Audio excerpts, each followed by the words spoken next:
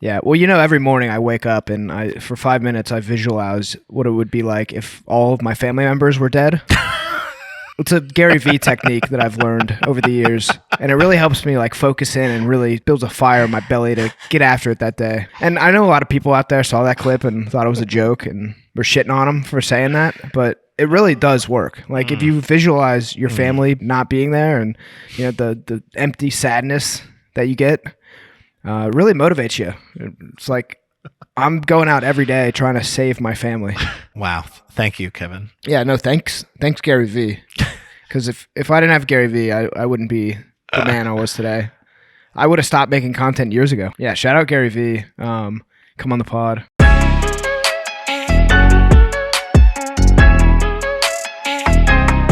3, 2, 1.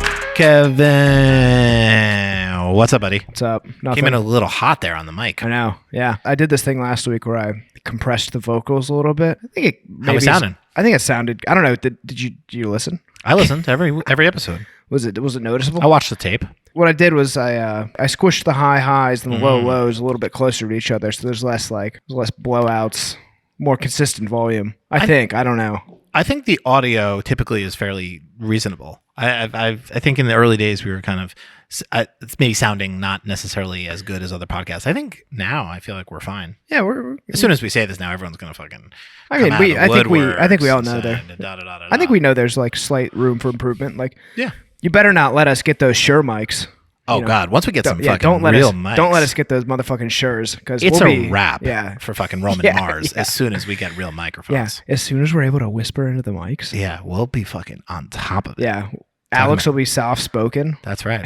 Yeah. I won't have to yell. Nobody's ever said Alex was soft spoken. That's true. No, not once. Except for on Debbie Millman's podcast. Yeah, in 2013. Yeah. Which I guess is now 10 years ago. Damn. Fucking. I should throw a fucking Design Matters party. Was that your first podcast? It was. Damn. It was. For those that don't know, I was on Design Matters, Debbie Millman's famous podcast, which always is on the top 5 of design podcasts in America. And let's get her on. We love Debbie. We should get her on the pod. The crossover event of the century. She speaks very much in a very sort of like soft and welcoming tone. And when I was on the show, it was my first time ever on a podcast, and I was a much younger version of myself.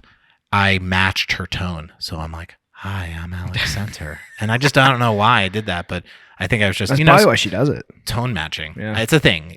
But now I have my own voice and my own podcast. When we first started, I just noticed how I'd have to boost my audio levels significantly ahead of yours because you just talk so loud. I just project, Kevin. But you're doing great, sweetie.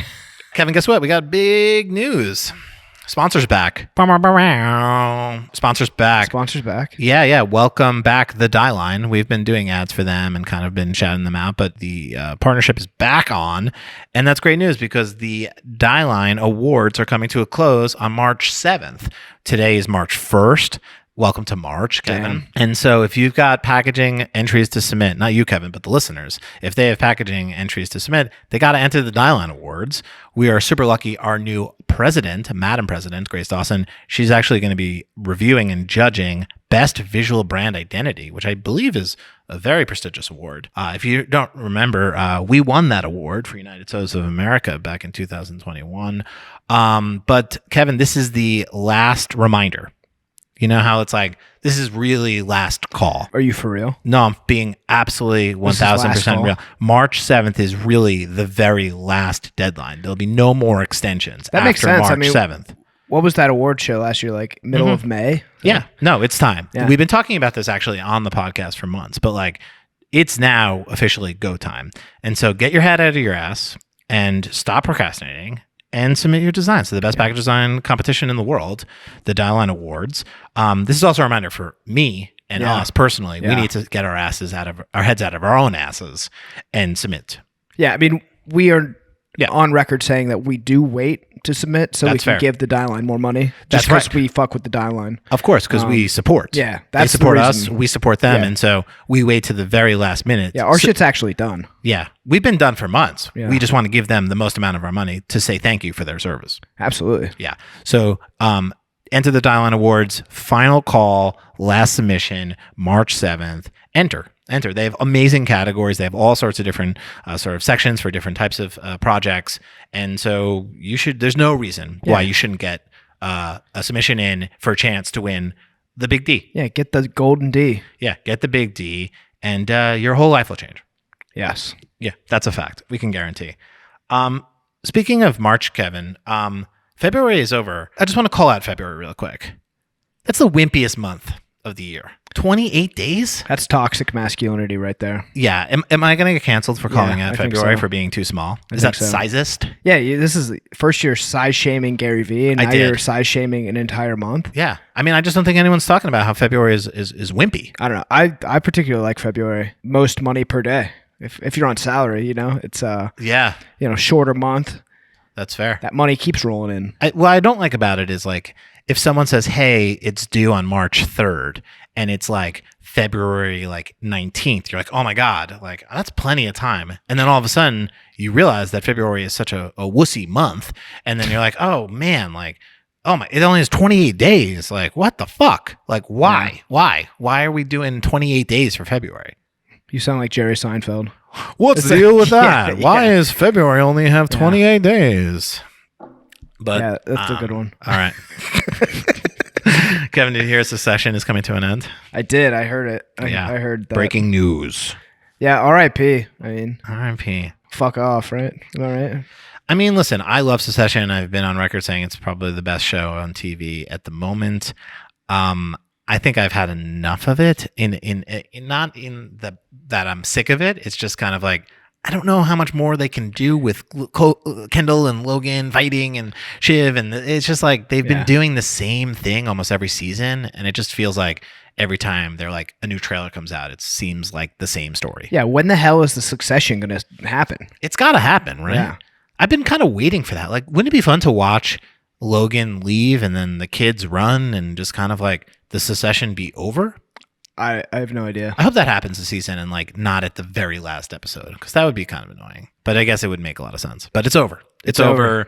Did you see the quote that the actor Brian Cox said that the actor who plays Kendall Roy is annoying because he gets into character so much, and he's one of those method actors. Oh, is he? Yeah, and he's just like it's fucking annoying. He's just like people. He's just like, it's fucking knock it off. I would be a method actor if I could just role play as an extremely rich New Yorker for several months. Yeah. I guess, does HBO pay for that, or? Yeah, exactly. You're like, I'm gonna be really into character. It's just I'm gonna be a huge dick. I'm gonna pretend like I'm really, really important. I'm gonna be rich, and I'm gonna just genuinely just do whatever the fuck I want. He's committed to the craft. Yeah, he's a very interesting guy. He is kind of obsessed with the character. His name is Jeremy Strong, his actor, and I've seen some things about him where he's very specific about all the clothes that Kendall wears, the sort of music that he's really deeply into this character, and I hope he comes out of it okay. I feel like once the show's over, he's gonna miss this part of his. He'll be fine. Speaking of things that are broken, Kevin, Jeff Koons, famous artist known for sort of these big installations, has a sculpture called Balloon Dog. Are you familiar with Balloon Dog? I am, yeah. Yeah. And Kevin, how many balloon dogs do you think there are in the world? In the world? Yeah. A lot. I don't have the answer to that question. But apparently, I bet you could tell me how many were in the next drop. Well, Jeff Koons was coming out with a new edition, which was a limited run of 799 of them. Which, why not do 800? Why you got to do 700? It's because it's limited, Alex. It doesn't feel that limited. 799 sculptures feels pretty a lot of sculptures. You can't be calling something a limited run when it's damn near 800. Yeah. That's not limited. Apparently it's worth $42,000, which to be honest doesn't really feel like even that much to me. I mean, maybe I'm just a Kendall Roy rich guy, you know, just me and Kendall, but I don't know. Jeff Koons is a very famous artist. So in a contemporary art fair in Miami, there was these balloon dogs. There was a sort of one on display, and someone walked into it and smashed it. Damn, talk about a drop. So apparently it was insured. Shattered pieces are awaiting to be evaluated by an insurance expert. And some collectors have actually offered to buy the broken pieces of the sculpture. Does that make it more valuable? It might. I don't know. I mean, if he wabi sabis it back together, like I think that would be kind of sick. Yeah. I don't really fuck with these balloon dogs. I can understand why people like him. It just I'm a generation too late for it. It's Fine. kind of the same thing as like Cause. It's like Yeah. it's just so cringy to me. But I don't know. Like this just reeks of like inside job. It's funny. I'm looking up the size of these things, and so obviously, like they have these like massive one that sit in like the lobbies of like offices, Of penthouses. and penthouses. But like this one is actually like the size of like a real miniature dog. Like it's very very small, which makes sense. It's a little bit.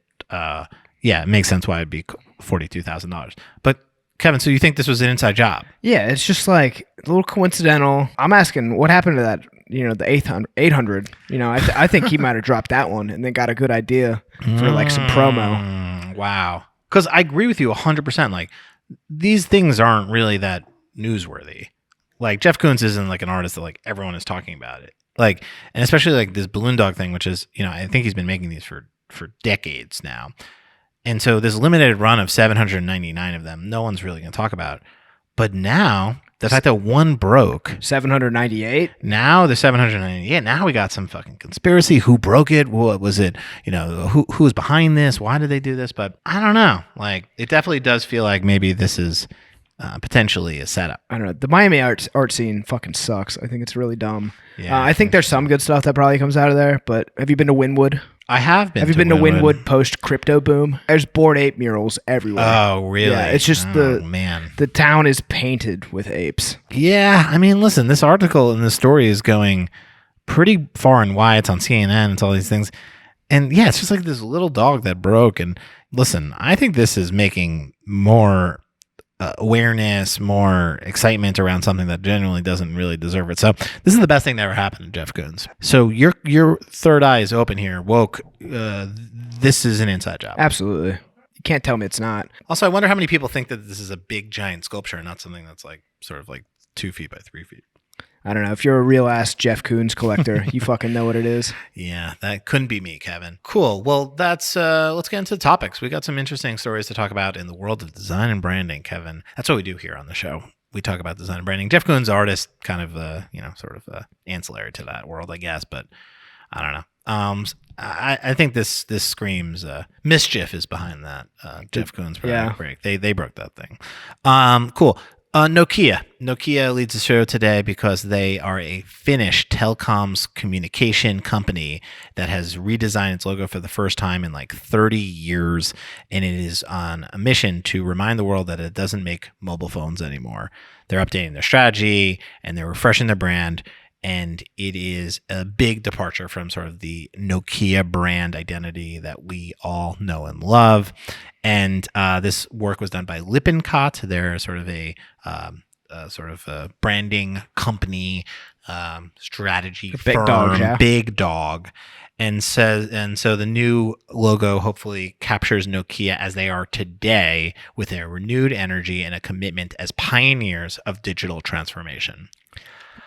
I don't necessarily know exactly what Nokia does today, but apparently they don't sell consumer products anymore, and they're focused on providing infrastructure and related to all things service providers, cable operators, web scale providers, large enterprises, and governments. Oh, cool. That's super clear, and I know exactly what they make. The only thing I think of when I think of Nokia is my 1999 brick Nokia phone that had Snake on it. Yeah, those ruled. They were first the game. Yeah, right? That was like the phone. I remember borrowing my dad's phone in the car and just playing Snake on it. Totally. Like, that's what they're known for.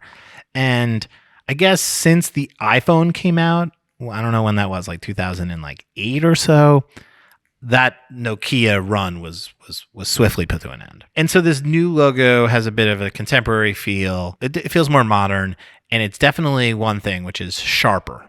We can all agree. Definitely sharper. Whether you like it or you don't like it, it is indeed sharper. Yeah, that shit's sharp. One of the main features of it, I think, is that it is it does have a bit of a tie back to the sort of old logo, but it has been sort of thinned out, it's sharper, and they've taken off some of the main parts of the letter. Yeah, it's a little mysterious now, which Yeah. kind of fits their whole vibe of like telecommunications, B2B. Like, what are they selling? Who knows? Yeah. What does Nokia do? Not sure, but I'm sure lots of money is involved. Yeah, it's sharp, it's fast, it's unclear. Quote from Nokia CEO Pekka Lundmark. She said, "In most people's minds, we are still a successful mobile phone brand." Cap. I'm not totally sure that's what people think you are, Pekka. That hasn't been the case for a long time. I'm not sure, but this is not what Nokia is about.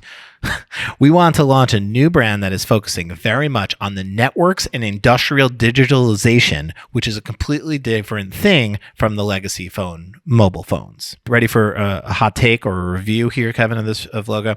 I think branding sometimes is confused when it's something that is not changing people's perception about a company, a service, or a person, right? When people say it's a rebrand and they change one little thing and it's like, yeah, we still think it's exactly what we thought it was. This actually does start a new conversation about what Nokia is and sort of where they're going and the role that they play in society. Yeah, it's definitely a little cutting edge, a little futurist. I don't really have a strong opinion on the logo. Like I think it's fine. I like it. Me too. I don't hate it. I don't love it. It just seems like a signal of progress to move forward, and they got the point across. And that's what they're trying to do here. They're getting that across. I actually like how it's not totally 100% legible. Like, I do think that is courageous, and I think it does sort of feel progressive, and it does feel confident to me to be like, well, you know, you can figure it out from the sort of context clues that this is Nokia. And again, it doesn't just if it was just a sort of thinned out version of their old logo, I just don't know if anyone would really be that interested. And I think this is a bit brave. And it does signal, to your point, that this is a change and that you should give some consideration to Nokia. And I think for that reason, it's successful, to be honest. Yeah. In retrospect, their old logo, the one that they previously moved away from, kind of looks like some pharmaceutical dick pill.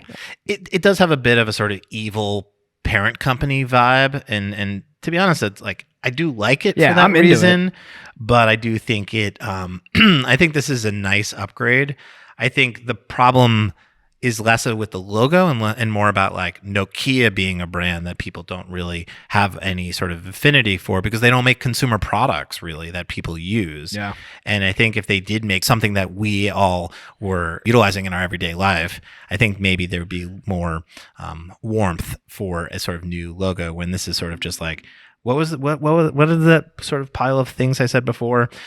Cable operators, web scale providers, large enterprises, service providers, and governments. Like, I don't. There was some infrastructure is hard to get people excited about. Yeah, I mean, digital infrastructure. There was some quote about the metaverse too on a different article. I just added it this morning. Our updated company strategy is supported by our technology strategy, which details how networks will need to evolve to meet the demands of the metaverse era. I like that. Just throw in sort of the fact that they're going to be able to help the future. Well, it's generically. like anytime you hear the word transformation now, that should just really trigger. You should know what's going on. Transformation is the metaverse. Like, I don't know. That's just what we're the world we live in now. Yeah, I think there's a lot of buzzwords here. There's a lot of words about transformation and contemporariness. Ready for another quote? We built on the heritage of the previous logo, but made it feel more contemporary and digital to reflect our current identity. This is Nokia, but not as the world has seen us before. Cool. What does that mean? Not really much, I don't know, but kind of into it though. I think sometimes you can have so many buzzwords and so much strategic thinking that I just get really excited about it. Like the people who cooked this up in the lab, that's a masterpiece. Like that shit goes so hard. And like, I don't even know what the fuck they're saying, but like, it's getting me excited. Like, I don't know. Yeah, they have a renewed energy and commitment as pioneers of digital transformation. Yeah. Like, let's go. Yeah. Where are we going? No clue. But like, let's fucking go. Let's transform digital. Yeah, fuck yeah. Yeah, whatever. Let's go. Yeah, we're ready to run through a wall. What wall in what digital universe? The digital wall in the metaverse. That's right. We're ready to run through that wall as long as we don't get hurt because it's just our characters. I will say I couldn't help but notice the similarities to Kia. I think that was something that we both sort of noticed was like it does have a bit of that Kia car energy. Yeah, I made a meme about it yesterday. Yeah, Kevin made some fire memes, but it does have a bit of that Kia energy, which means it's a little tough to read. And I gotta say, is this a new strategy? Should more companies make logos that are hard to read in an effort to get people to like sort of either hate them, love them, or just to divide people? You know what to say? Fuck around and find out. Honestly, I think it's a good strategy. I don't think that's their intention here, but I do think it's interesting as a sort of point of view to make a logo. Like if this logo was 20% more legible, I don't know if any of us are really like digging into it. Yeah, I mean, if you look at the graph of fuck around and find out, if you're fucking around, you're spending more time learning and researching about the company, and then you're finding out more information. Yes. So after, when you come to the discovery of what it is, you've found out. Once you found out, you've fucked around quite a bit, and you now have more knowledge, more like you just know what's going on. You know what's up. Yeah. So it's a good strategy. I agree. I'm addicted to reading them talking about their strategy. Quote, we're updating our strategy, and as a key enabler, we're also refreshing our brand to reflect who we are today, a B2B technology innovation leader pioneering the future where network meets cloud. Here's why we have chosen to do that now. Yeah. Fuck yeah. Like, I don't know what any of this really means, but like, I assume it's important. It's provocative. It gets the people going. It's big. Yeah. It's digital. It's transformation. Digital They're pioneers. And I guess what they're saying is they no longer make phones, which to be honest, I guess I think of them last as making phones, but I guess that's the last consumer product. So what they've been doing since, fuck all if I know, and it's not very clear what they do. They make phones now. No, they don't make phones. Oh, Kevin. fuck. God damn it. They stopped making phones probably 15 years ago. I got to get that through my thick skull. I still think of them as a very successful phone company. Yeah, Kevin, you got to change your mind. And that's why they created this new logo that only has one side of the N. Yeah. All right. Hey, listen, I'm going to say something as a typographer, expert on typography. Pretty bold of them to take an O and make that the right side of an N. That's just, that's just bravery and courage that we salute and support on this show. So shout out to Nokia, big new logo.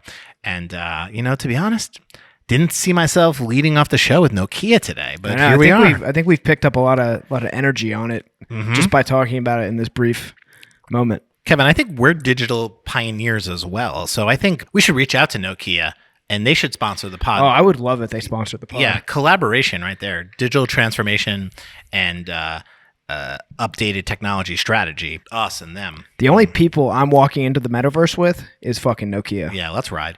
Kevin, I could talk about Nokia all day, but I think we should move on, and that's because we got to talk about Ed Sheeran. Ed Sheeran is a singer, songwriter, pop star, and ketchup enthusiast. Are you aware of that? Yeah. He loves ketchup, so much so that he has a ketchup tattoo on his arm. He would fucking love ketchup. And then I think last year or 2 years ago, he had officially formalized a partnership with Heinz. And then he came out with this limited edition Heinz ketchup bottle that looked like his skin. Ugh. Which I got to say, it's one of the most disturbing package designs I've ever seen. But for that reason, I kind of love it.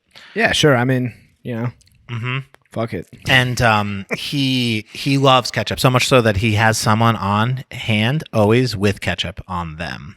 Which I don't know. Like on their face? No, like in their pocket. Like he's constantly sort of traveling around. So he needs ketchup. But I guess like I don't know. Everywhere has ketchup. Ed, like where are you going that you can't get ketchup? But as far as the Heinz partnership and sort of collaboration goes, he's moved on to hot sauce, and so. Being on the road presents challenges for hot sauce aficionados. Kevin, you're a hot sauce aficionado. Sure. And instead, so essentially, he's looking for a hot sauce that had the versatility of his beloved ketchup, but in the form of a hot sauce. And in his quest to find a hot sauce that was great on everything, he's turned to his friends at Kraft to help create a new line of sauces called Tingly Teds. Cool. I don't know. Fuck, I don't like that name very much. Tingly Teds. Yeah, so apparently that's Ed Sheeran's childhood nickname. Yeah, they called him Ted. Ted. Tingly Teds has a bit of a like Netflix serial killer energy that I'm not totally down with. Like that dude, Tingly Ted definitely went on like a killing spree in Santa Barbara in like the late 70s. Yeah, I mean, look at Ed Sheeran's eyes. He looks like a serial killer, kind of. Oh, yeah. If you told me that Ed Sheeran had killed someone, I wouldn't be like, wow, that's shocking. Allegedly. You know? Yeah. I wouldn't be shocked. I would be surprised, but I wouldn't be incredibly shocked. So Tingly Ted's has lemon notes and smokiness, and is made with red jalapenos, capsicum peppers, herbs, and spices. It will be available in 2 flavors, tingly and extra tingly. I mean, the flavor profile sounds kind of intriguing to me. I would try it. Yeah. The label is done by Jones Knowles Ritchie. They were the ones that did the sort of Ed Chip ketchup skin packaging, which I just talked about. And it has a menacing teddy bear with an adorable face on the front. The teddy bear's hard. Yeah. The typography is kind of curvy and bold, and the bottle is transparent, making excellent use of the sauce's bright red color. The 2 sauces almost seem as though they have the exact same color from a sauce perspective, and the 2 labels are slightly different colors, and they sort of have like a bit of a collage energy. Sure, whatever you say, Ed. I mean, I'm not the biggest Ed Sheeran enthusiast. I don't think his music's very good, and I think his face is really weird. He looks like the type of guy the type of kid who would have ketchup all over his face. Yeah, no, that's true. And I could even see it as like a grown man. I think it's weird to like be traveling around with ketchup, but I guess like, I don't know if you... That's part of his brand now, I guess. It is part of his brand, but I will say like Heinz, we've had this conversation. Heinz is a unanimous ketchup like champion, right? Like there aren't many alternatives, I think, that are anywhere near as close as Heinz. I'm not a huge ketchup head, so Okay. pretty much anything will do the trick for me, but I like Heinz. But I guess if you are traveling and you're internationally sort of a superstar like Ed Sheeran, and you're going to go eat a burger, you got fries or stuff, and you have kind of shitty ketchup, it does ruin it. So I could understand maybe why. Take what they got. Yeah, but I can understand having your own ketchup. But I think, and Kevin and I That's both... diva shit. It is diva shit, but it's also, Ed Sheeran's a man of the people, but, it's not like he's traveling around with his, like, own truffle sauce. Like, he's just a simple man. Is that the line? No, I'm just saying he needs ketchup. He needs Heinz ketchup specifically. And so Ed has a quote. It says, "I had a year of whittling down the perfect flavors with a great mixing team, and we settled on 2 absolute belters, the tingly and extra tingly." Belters, good word. Yeah. 2 absolute belters? Yeah. Could you try saying that in Ed Sheeran voice? I'm not going to. He can sing, get it? They're belters because he's a singer. Pretty good. Pretty good. Quote, "I've had them on tour with me recently to try them with all sorts of meals, and there really isn't anything they don't go with except bananas. Don't do that." Damn. Ed, you slay me, Ed. Oh my god. Yeah, and so what a goofball. Yeah, what a goofball. Silly goose. Like, who would put freaking ketchup on bananas? I don't like. That's crazy. Yeah, crazy. Ed I Sheeran. kind of want to try it now. No, me too. I think as the more and more I talk about this, and the more and more I think about how weird a name Tingly Ted's is, I now am interested. Now I want to try it, and I think Ed Sheeran is a strange guy, but you got to admit he's written some pretty classic wedding songs. Those songs, he's got some heaters, and he can really sing, and he is a talented fella. Absolutely, you wouldn't be a successful singer if he didn't have some talent. It's definitely not because of his face. Yeah, shout out, or his tattoos. So that's another thing that I saw. He was getting flamed a little bit. I feel like Ed Sheeran is an easy punching bag, but he definitely is. Apparently, he's got some like all over his body. He's got some pretty awful tattoos. He's got this big lion on his chest, and then apparently he has like the Ghana flag on his stomach, which that's unknown for what reasons. And I think the design is I think the design's nice. I'm not a huge Ed Sheeran head, but listen, Kevin, you and I agree on one thing, and actually we agree on many things, but at the top of that list, hot sauce enthusiasts. Yeah, I would try it. Fuck it. Like it sounds kind of nice. I like a little lemon. Yeah, I think you had this thought was like, is this a ketchup hot sauce? Yeah. Because it's with Heinz and he's a ketchup enthusiast, but I don't think it is. I think it's just it's just a hot sauce. It's just a hot sauce that has the versatility of a ketchup, meaning that it can kind of go on a lot of things. You think it's gonna be as thick as ketchup? I don't know. I guess we might have to order it to find out. We should. And I think, sriracha I think of as like maybe one of the most versatile hot sauces. I think people put that on a lot of different things. But let's see what Ed's got in the kitchen. Yeah, I'd be glad to give this a little taste test. Yeah, but again, I'm not surprised that this isn't like the coolest looking designed brand in the world, because I just don't think Ed Sheeran has I think it matches Ed Sheeran's vibe. I think they did a good job at matching his vibe. It's perfectly on brand, and that bear on the front is pretty cool, and I could see him getting it tattooed on his body. Yeah. One last thing about Ed Sheeran. If there were to be a poster child on the reasons why you should maybe wait a little bit to get your entire body covered in tattoos, it's probably him. Okay. Yeah. Money can't buy taste. So no, it cannot. I'm not a big tattoo shamer either. Except, I guess this is like 2 weeks in a row where I've tattoo shamed. Yeah, I'm on a height shame. He's 5'8", just for those out there. Oh my God. Keeping track of height. No, this is cool. Good for Ed Sheeran. And I do think Ed Sheeran is incredibly talented. I'm not necessarily going home and putting on Ed music to set the vibe, or, again. You're not in love with The Shape of You? I'm not in love with The Shape of You. Or any other Ed Sheeran songs that I can't think of right now off the top of my head. Kevin, you got That's the only songs? one I got. Yeah. Thinking Out Loud. Cool. You go. Name another Ed Sheeran song. Cool. Yeah, I can't. Okay. Speaking of ketchup, Kevin, Sir Kensington announced this week that they're going to stop making ketchup, which is a big deal for a brand that I believe they started on the premise of making a better for you ketchup, which has like less sugar and doesn't have high fructose corn syrup like Heinz does. And apparently, after many, many years, they are giving up the ketchup game. R.I.P. Yeah. The founder said, "There's no easy way to say this. We're saddened to think about how ketchup will not endure. And thanks to all the customers here who embraced this crazy idea for choice in condiments from day one." So apparently they couldn't take down Heinz. Have you had Sir Kensington's ketchup? I haven't had their ketchup. I've had their mayonnaise. I liked their mayonnaise. I thought it was good. But I think that's what's happening here. I think Sir Kensington started as a better for you ketchup company. And I thought that at the time that was like a really bold and exciting idea. It was like, okay, we're going to take on Heinz and try to make a better ketchup. And I think over time they've realized their real hero products are the mayonnaise ones. Yeah, I just like better for you ketchup. How much better for you can it actually be? I mean, less sugar. There's a lot of sugar in ketchup. Yeah. So, but they do make a really good mayonnaise. They do have a bunch of varieties of mayonnaise. They have like a spicy mayonnaise, and they have some mustards. And so I just think they're moving a bit over to they're betting on their winners. Rest in peace, sir. Rest in peace to Sir. I thought Sir Kensington's when I read this was going out of business entirely. That's the kind of like tone in which this was announced. Yeah. But I just think that they're removing one of their main SKUs, I guess, or it must not be selling in the way that they need it to. Otherwise, it's 13 years ago they launched as the artisanal product free, the artisanal product free of high fructose corn syrup. Me, an empath, realizing that Sir Kensington ketchup is not selling to the numbers they desire.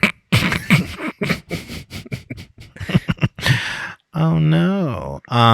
Yeah, Sir Kensington always kind of reminded me of like Mr. Peanut. Or like the Monopoly Man. He's got that same kind of energy.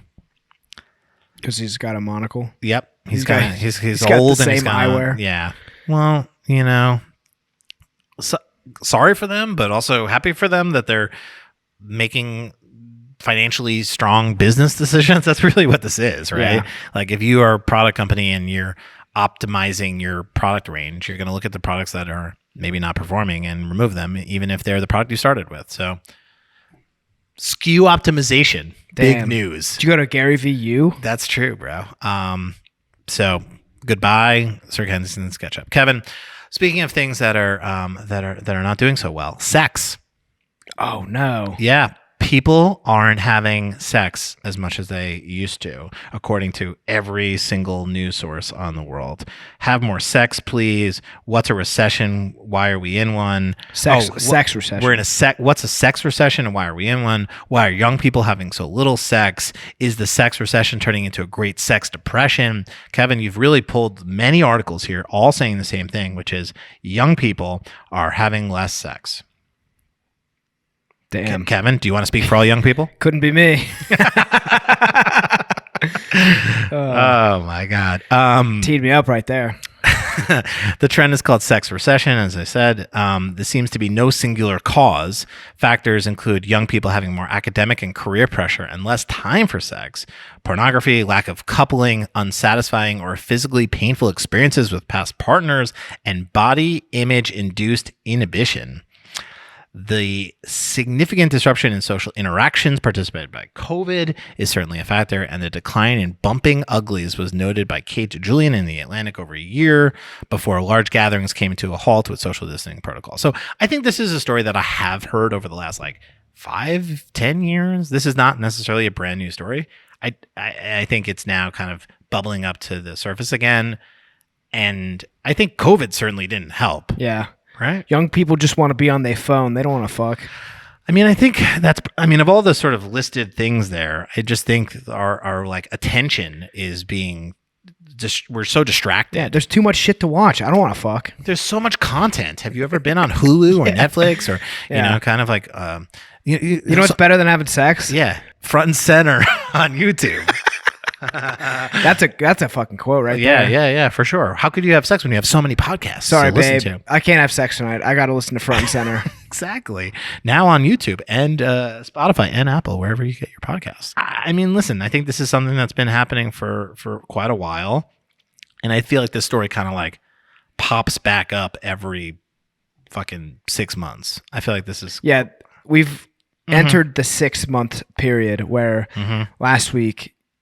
I think the New York Times had an article about it. Yeah. And then there were several stories in our little branding world, niche branding zone, branding world that popped up and got my attention. Yeah. I mean, I think calling it a sex recession is kind of nice. As far as branding terms go, I think that is a nice way to summarize this. It does give it some, it's not just a epidemic or a story. It's got a term now, the sex recession. And I think the New York Times has an op-ed that says, have more sex, please. And sort of calling a call to action to young people. People should have as much sex as they would like. I don't think we really need the New York Times encouraging us to have more sex. What is their end goal there? How does that help their bottom line? Is what you're trying to get to, Kevin. I guess if you have more sex, there's more kids, and more kids means more viewers for the failing New York Times. So okay. Allegedly failing New York Times. Yeah, sex is good. Sex is healthy. Sex is an essential part of our social fabric, and you should probably be having more of it. Oh, damn. Thanks. I didn't know that. Yeah. That's the New York Times. Alex, did you know that sex was good? Sex can bring people together. No way. And that only works when you're having sex. Wow. I mean, listen, we've never been more divided. And sex is the thing that is going to bring us together. Wow. And get on it, fucking people. I do think this is an opportunity, like we said, for brands to jump into the conversation and to sort of, get their, to try to take on this issue, sabotaging society. We have 3 brands here. One is called Sex Brand, Kevin. It's a new company looking to reverse the trend with a line of sexual wellness products, encouraging folks to get more intimate. So they have this sort of very minimalist, unbranded approach. Just a Sex Brand, bright orange, and they're coming out with condoms and other things. Design was done by a creative studio called Uncommon, and it's got some good headlines. Sex can save the world. Sex is dying. We're here to save it. So they're on the front lines trying to do the Lord's work. Yeah, they're doing the good work. And their brand looks pretty great. Yeah. I love a minimal, bold brand. Yeah, looks cool. And I think this is, is this going to do it? Maybe. Yeah, they've got some Greek deity illustrations, which I can't. I've got a mixed opinion on. At first I was a little oh, what the heck's going on there? But As I look at them, I'm like, oh, it's kind of cool. It's like provocative. Yeah, I mean, listen, this is a cultural conversation, and brands are here to jump in and create solutions. Yeah. The next one is Durex. Durex is famous for making their condoms, and now they are entering the fashion world with a collaboration with Diesel, and they've created the first ever Jondom, Kevin. It is a jean condom. Is that really true? No. They're just that was a joke I wrote. Okay, yeah. So they're just a partnership with Diesel. Diesel has always been like a very sex-forward fashion brand. In the like 2000s, they were sort of they were known for their very provocative like jean ads with like young people looking sexy and like all over each other. Very like American Apparel and like Calvin Klein. They should have made a Jondom. Yeah. If they didn't make a Jondom here, Kevin, huge missed opportunity. Yeah, Huge. I mean, I think if you sent somebody down the runway in a Jondom, it'd be quite electric. It'd be quite the conversation piece. I'm not sure how comfortable a jean condom would be, but that's something that they should work out in R&D. I mean, it could be like a texture. Like you could probably do like a jean print. It doesn't have to be like actual jean because I don't think that would be good for anybody. No, I'm looking for an authentic jean condom. Maybe selvage denim too, something really nice with some toothiness to it. Yeah, like a distressed denim. Ooh, a distressed condom. That would be iconic if they sent like multiple models down the runway wearing different Jondoms with different sort of colors and textures. And Kevin, we're giving again free ideas.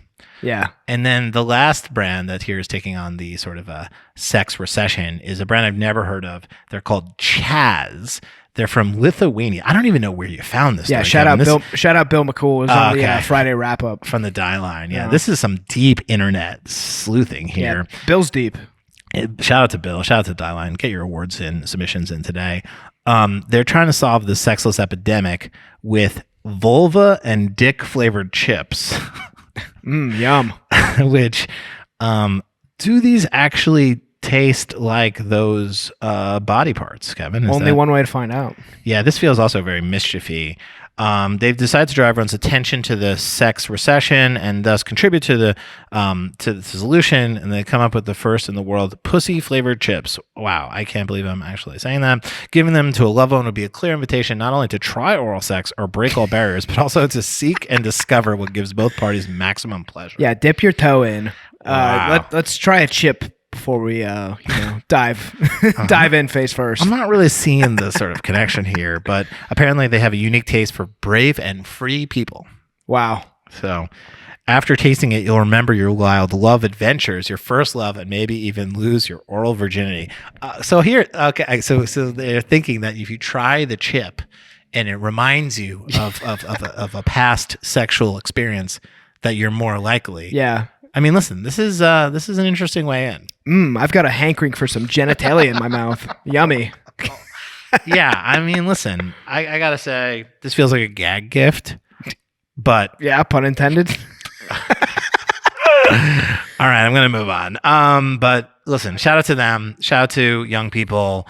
Get off your phones. Get off video games. Get off Twitch. Get off Netflix. And start having some. I think the government needs to step in and stop this sex recession. We need a stimulus package. We need some stimmies. Joe Biden. Yeah. Where you at, Joe? Yeah. I don't know exactly what this stimulus package entails, but sounds sexy. We've got some packages that need to be stimulated. Wow. So get in here, Joe Biden. Yeah. Come fix this. A call to arms. So we'll keep our eye on the sex recession. Shout out to New York Times for bringing it to our attention, and shout out to every other publication that's written an article like this in the last keep hammering years. Keep hammering it. Just keep telling us this. Yeah. Just keep letting us know that we're not having sex and that we should be having more. Because I feel like those articles, they all sort of present a lot of data and facts about the problem, but not a lot of solutions. Yeah. So shout out to Chaz. Stimulus package. Shout out to Chaz. Shout out to Joe Biden. Our last story, Kevin, comes from Delish.com, and it is a launch of a new product called Next Milk. It comes from Silk. They make sort of plant-based milk alternatives. The campaign uses inspiration from the famous Got Milk ads where the celebrities had the milk mustaches. Kevin, you remember that I do remember that one. Who could forget it? One of the most iconic ad campaigns of all time. And so they have a fun little twist on this. They're using Nepo babies. So Nepo babies is short for nepotism babies, which is basically just a fun little branded term for the kids of famous people. So they have Brooklyn Beckham, Ella Travolta, Miles O'Neill, and Sailor Brinkley Cook. And these are all sort of the kids of Shaquille O'Neal, John Travolta, fucking David Beckham. And Christy Brinkley, who were all famously in the original Got Milk ads. I'm doing a real bad job of setting this up, but I don't think so at all. But I think this is actually a really brilliant way to talk about the future of milk, and it's to use the next generation of kids. Yeah, I agree. I like the campaign. I've got a couple bones to pick though. Yeah, what do you got? My first bone is that I tried this earlier. I did a multiple person experiment in the office with, does this actually work? Mind you, we didn't have silk on hand. Okay. But we used the plant-based milk we had in the office. Okay. We used some almond milk and gave it a shot, and this did not work at all. It's very thin and did not stick to any lips. So you're calling bullshit. Yeah, it doesn't work, which is fine. I know what they're doing. I see the reference they're going for. Of course. I think, obviously advertising is lying to some extent, but it just didn't work. That's my first bone. Okay, and cool. And what? My second bone is I'm not wild about Next Milk. I thought that maybe they could have did something more active, maybe something a little bit more along the lines of Got Milk, the original campaign. That said, I do like this campaign. I think it's pretty strong. I believe Next Milk is a product that they're promoting here. I don't believe it's just a tagline. I believe it's an actual product, which is a little confusing because I don't know if Next Milk is soy or almond or what alternative milk it is. It's Next. It's just Next. And I will say for that, I do like the name Next Milk. Like I do feel it just feels like the future of I don't know. milk. I want to know what I'm drinking to Yeah. like at least a little extent. Okay. So Next Milk tastes like milk. Hold on. I'm now doing some research. And I believe they have it in whole fat. They get it from a Next cow.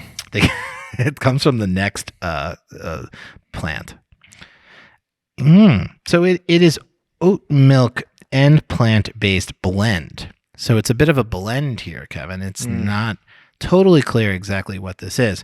So maybe it does stick to your lip then. So Kevin, this is the thing. Your theory about whether this sticks or not, I think you have to try it with Next Milk before you can really call it.